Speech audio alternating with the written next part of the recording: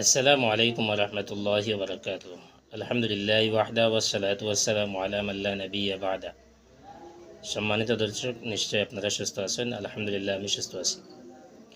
দেখেন, অবস্থা বুঝিয়া মানুষের কোন ব্যবস্থা, আর সময় বুঝিয়া সময়ে বাতায় কোন সময়ে কোন সিদ্ধান্ত নেওয়া হইতো। উলামায়ে মুতাকাদ্দিমিন যারা আসলা, অর্থাৎ পূর্ববর্তী উলামায়ে কেরাম যারা আসলা, তাদের সিদ্ধান্ত আর তাদের ফতোয়া ছিল যে দিনের কাজ করিয়া উজরত বিনিময় নেওয়া নাজাইজ আসলো। তখন ইসলামিক রাষ্ট্র খেলাফত সিস্টেমে আসলো, ইসলামী রাষ্ট্রগুলা।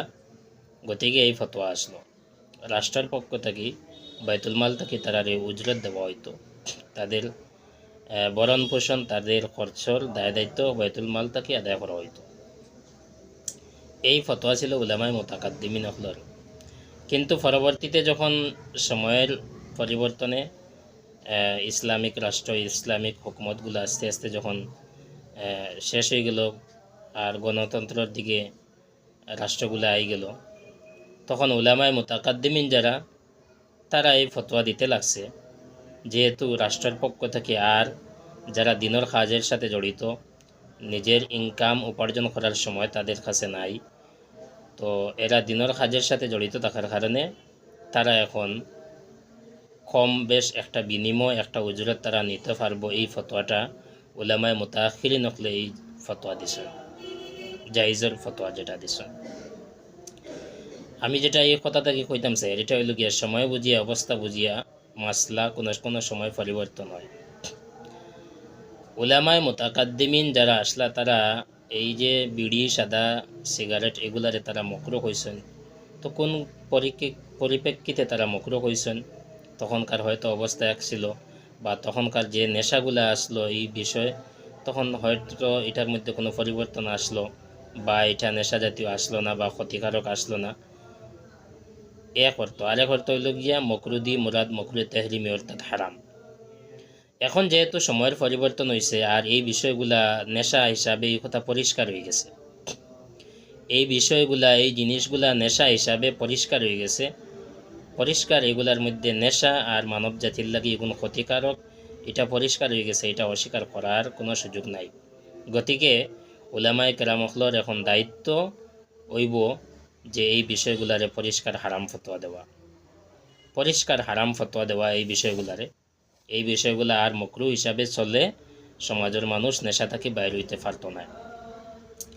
গতিকে আমি উলামায়ে কেরামখলরে আহ্বান করি, আর আপনারা এই বিষয়গুলোর প্রতি যাচাই করুন, তদন্ত করুন, করিয়া দেখুন আপনারা যদি এখন হারাম হয় না, তাহলে আমি জাতির কাছে আমার কথারে আবার আমি উড্র করমু, আমি ক্ষমা চাইলিম। কিন্তু এই কথাগুলা আপনারা যাচাই করুন, তদন্ত করুন, উলামায়ে কেরাম হলে আপনারা যাচাই করুন।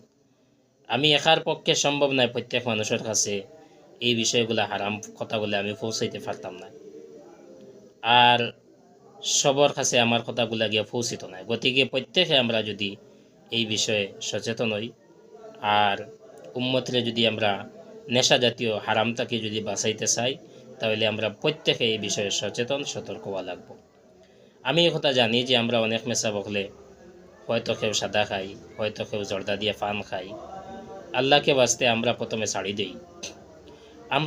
ছাড়ি দেই, নেশারে আমরা নেশা মনে করি, হারামরে আমরা হারাম মনে করি আমরা প্রথমে ছাড়ি দেই। ছাড়িয়া আমরা উম্মতরে এই হারাম বিষয়গুলা, কথাগুলা পৌঁছাই। আমার একজনে কইছেন যে বিড়ি, সিগারেট, সাদা, জর্দা এগুলো হারাম মানুষে মানতা নাই। তো এই কথা আরও অনেকের হয়তো মনের মধ্যে আইতে পারে। গতিকে আমি কইতাম স্যার যে দেখুন, কেউ মানের কি না মানের এটা আমরা দেখার বিষয় না। আমরা দেখার বিষয় হলো যে শরীয়তের কথা পৌঁছাইয়ে দেওয়া, আমরা দায়িত্ব। কেউরে জবরদস্তি মানানি আমরা দায়িত্ব নাই। আমি মনে করি আমার দায়িত্ব এটা যে আমি যাচাই করিয়া তদন্ত করিয়া আমি বুঝতে পারছি যে এই বিষয়গুলো হারাম। গতিকে আমি মনে করি আমার দায়িত্ব যতটুকু পারি আমি মানুষের কাছে, উম্মতের কাছে কোরআনের এই কথারে পৌঁছাইয়ে দিতাম। এখন যদি কেউর নসিব বালা থাকে, ভাগ্য থাকে, যদি তার নসিব সৎ গ্রহণ করার মন মানসিকতা থাকে, কেউ গ্রহণ করব, কেউ করতো না। এটা আমার দায়িত্ব নাই যে খে মানলো খে নাই। আর এটা যদি পয়েন্ট হয় যে তোমার কথা মানুষে মানতা না, তাহলে তো শরীয়তর প্রত্যেকটা কথা কোনো না কোনো মানুষে মানত নাই, তাহলে কি আর কথাগুলো হওয়া যেত না নি? এখন আমরা দাবি করি আর আমরা আকিদা আমরার বিশ্বাস এবাদত একমাত্র আল্লাহর লাগি হইতো, আল্লাহ ছাড়া কেউ এবাদত করা হইতো না। তো এই কথাটা তো অনেকে মানের না।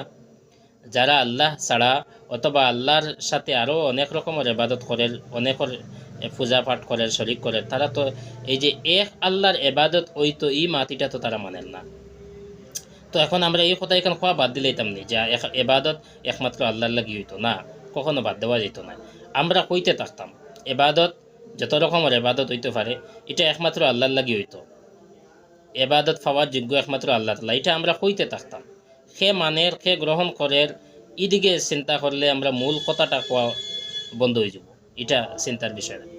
এখন মনে করেন আমরা কইলাম মদ হারাম, তো মদ হারাম এই কথা এখান সাদরে গ্রহণ করবা ওই সমস্ত মানুষের যারা মদ ব্যবহার করে না, মদ খায় না, কিন্তু যে মদ খার হে তো মানত নাই, হে তো এই মাতিকান গ্রহণ করতো না। চুরি করা গুনার কাজ, যে চুরি করার সাথে জড়িত আছে হে তো এই মাতিকান মানেন না, শুনেন না। তো যারা মানের না শুনেন না তাদের দিকে চাইয়া আমরা শরীয়তর কথা কোয়া বাদ দিতাম না, এটা কখনো নাই। কথা শরীয়তর কথা বাদ দেওয়া যেত না। একজনে মানে না আরেকজনে মানবো, আরেকজনে মানে না আরেকজনে মানবো।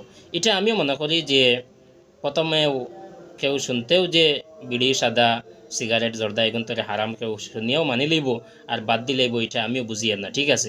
কিন্তু সময় লাগবো এগুলারে হারাম সাব্যস্ত এগুন বাদ দেওয়ানি সময় লাগবো। তবে প্রথমে এই বিষয়গুলা এই জিনিসগুলা যে হারাম এই কথাটা মানুষের কানে পৌঁছাইয়া দেওয়া দরকার। প্রথমে আমরা দায়িত্ব হইল যে জাস্ট এই কথাটা মানুষের কাছে পৌঁছাইয়া দেওয়া দরকার, আর মানুষে এই কথা বোঝা দরকার যে এই জিনিসগুলা হারাম। যদি মানুষের কাছে এই কথা পৌঁছে যায় আর যদি মানুষে বুঝিলায় তো এক সময় হে বাদ দিব, অবশ্যই বাদ দিব। এর লাগে আমরা এই কথা দিকে দেখলে হইতো না যে মানুষে মানতা নাই, এই কথার দিকে দেখলে হইতো না। আমরা কথাগুলা পৌঁছাইতে লাগবো, হক কথা যেগুলা আছে এগুলা কইতে লাগবো, মানুষের কাছে আমরা হক সত্য তুলিয়া ধরা লাগবো। এর লাগে আমার উলামায়ে কেরাম মেসা বখল যারা আছেন আপনাদের কাছে আমার আবেদন, আপনারা এই বিষয়ে মানুষের সচেতন করেন। বিশেষ করে যারা ইমাম হিসাবে আছেন, একজন ইমামে চাইলে মহল্লার মানুষের অনেকটা পরিবর্তন করতে পারেন। এর লাগি আপনাদের কাছে আমি বিনীত আবেদন করব, আপনারা এই বিষয়ে মানুষের সচেতন করবা, মানুষের বুঝাইবা যে এগুলা নেশা জাতীয় বস্তু, এগুলা হারাম, আর হারাম খাওয়া ইসলাম নিষিদ্ধ। আল্লাহ তাআলা আমরা কোয়া এবং শোনাতাকে বেশি আমল করার তৌফিক দান করতা এবং হক সত্য গ্রহণ করার তৌফিক দান করতা। আল্লাহুম্মা আমিন। আসসালামু আলাইকুম ওয়া রাহমাতুল্লাহি ওয়া বারাকাতুহু।